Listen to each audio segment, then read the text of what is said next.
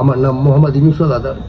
2003 সালে আমার দুই মেয়ে সাবিনা ইয়াসমিন রুনা লায়লাকে নিয়ে এবং আমার স্ত্রী তাসলিমা নাজমিনকে নিয়ে আমি ভাতের খুঁজে নিবারণ করে ঢাকায় চলে এসেছি। 2012 সালে আমার বড় মেয়েটা পূর্ণ বড় হলে দুর্ভিক্ষের কবলে পড়ি। নয়ন নামে একটি ছেলে মেয়েটাকে বিবাহ প্রস্তাব টাকা পয়সা লোভলার সাথে ওকে লিপ্ত করে ফেলেন। সাথে ছিলেন বোরহান জাফর। ওই জাফরটা ছিলেন আমার স্ত্রীর বড় ভাইয়ের ছেলে। উনি ছিলেন কুখ্যাত মাধবের ডিলার মিনুর বাড়ি এই জাফর বোরহান নয়ন। ওখান থেকে মেয়েটাকে নিয়ে ওরা উত্তর আজমপুর 3 নম্বর সেক্টরে যে ওরা জিম্মি করে। আপনার মেয়েকে? আমার মেয়েকে। আমি জেনে গেলাম মেয়েকে জিম্মি করে কেন? মেয়েকে জিম্মি করেছে আমি কখনো জানি সাগরণী হত্যায় ওই পশ্চিম রাজাবাজারে মেয়ের আব্বা মাকে খুন করেছেন, ওইটা আমি জেনে গেছিলাম। তখন বলেছে তুই যখন এটা জেনেছিস তোর মেয়েটা আমাদের হাতে, কিন্তু এই বিষয়টা নিয়ে কখনো কোন জায়গায় মুখ খোলার চেষ্টা করবে না। আমি ওদের কথা সবকিছু শুনেছি স্যার। আমি কাউকে করে খুনের কথা বলবো না। আপনি কিভাবে জানলেন যে তারা সাগরণী হত্যাকাণ্ড? আমি জেনে গেলাম 2014 সাল। কিভাবে জানলেন? ফারুক সাহেব হত্যার পরে। ফারুক সাহেব হত্যার পরে মেয়েটাকে নিয়ে উত্তরার থেকে মালয়েশিয়া চলে যায়। মালয়েশিয়া নিয়েছে বিভিন্ন রকমের মোবাইলে আমাকে ভয় দেখিয়ে দিচ্ছেন। আমার স্ত্রী যে বাসাতে ছিলেন সে বাসাটাও চিনতাম না। আমার স্ত্রী ওই এলাকায় ওই ছবি নিয়ে কান্নাকাটি করতেন। কিন্তু এরা 3 মাস পরে ফারুক সাহেব হত্যার 3 মাস পরে এদের কিছু তথ্য কোথায় জেনে যায়। আমার স্ত্রীকে ওই যে রক্ত পড়া জামা কাপড় গুলো পড়াইতে বাধ্য করছেন জাফর বোরহান নয়ন, ওইখান থেকে কিন্তু স্যার আমি সবকিছু জেনে যাই। না, রক্ত পড়া জামা কাপড় কোথায় কিভাবে পেলেন? ও ব্যাগে করে নিয়ে গেছিলেন।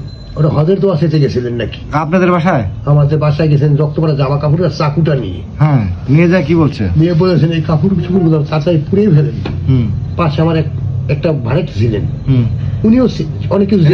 ফারুক হত্যার পরে যে রক্ত মাখা কাপড় চোপড় আপনার বাসায় নিয়ে পুড়ে ফেলেন কেন? আপনার বাসায় কেন মেলো? আমার বাসায় গেছেন ওই যে জাফর নয়ন বোরহান, ওই নয়ন তো পালানো। তখন বলেছেন ওই আমার স্ত্রীকে বলেছিলেন তোর জামাই যিনি আমাকে সাগরণী হত্যার টাকা আমাকে ভাগ দেন নাই, এখন মাওলানা ফারুক হিসাবে হত্যায় সে টাকাটাও না দিয়ে তোর জামাই মালটার সাথে পলাইছেন, তোর জামাইকে ফোন দে। মানে আমার স্ত্রীকে বিভিন্ন রকম ধুম দিচ্ছেন। আমি ওইখান থেকে ওদের সমস্ত তথ্য জেনে যাই। কারণ আমি ওদের বলছিলাম আইন তো প্রতি ছাড়বে না। যদি নিঃসঙ্গভাবে ফারুক হিসেবে হত্যা যেতে আমাকে জিম্মি করে বা আমাকে স্ত্রী মেয়েকে জিম্মি করে, কিন্তু আইন তো ছাড়বে না। এইটাই ছিল আমার মূল অপরাধ, মেন উদ্দেশ্য। আমরা আমাকে বললেন যে যতটুকু জেনেছো ততটুকু রাখ, তুমি এটা আমাদের হাতে। তাই ওদের বলছে আমার মেয়েটার কোনো ক্ষতি করিস না, তারা যা বলবেন তাই শুনবে। ওদের কথা সবই শুনেছিলাম স্যার। সে 2012 সাল থেকে 2014 সালে ফারুক সাহেব খুন, এই করে 2019 সাল পর্যন্ত আমি বেঁচে থাকতে হয়। ওরা বিভিন্ন জায়গায় নিয়ে হোটেলে রাখতেন, বাগেরহাট হোটেলে থাকতে হতো। স্ত্রী মেয়ে, ছোট মেয়ে স্ত্রীকে নিয়ে করদর সব ফেলে দিয়ে শুধু সাগরণী ফারুক সাহেব হত্যায় ওখানে আমি 1বার না 7বার আমি বাগেরহাট রাহাতের মোড় লঞ্চ ঘাট ওই বোর্ডিং এ খুঁড়ি নিয়ে রাখতো। কারণ মেয়েটা ওদের হাতে, ওদের কথা শুনতে হতো। আবার ওরা আমাকে ঢাকায় পাঠাই দিত। ঢাকায় যাই তুই ভ্যান চালা, আমি এসে আবার সেই পূর্ণ বাড়ি আমার বাড়িতে আমি ভ্যান চালাই। মেয়েটা কিন্তু কাছে আসেন না, মেয়েটা কিন্তু কাছে কখনো আনেন না। ওই বিভিন্ন জায়গায় ওরা ফোন দিয়ে নিয়ে যায়, যেখানে যেতে বলে সেখানেই চলে যায়। স্ত্রীকে ছোট মেয়েটা হাত ধরে যার ছবিটা আমার কাছে আসেন।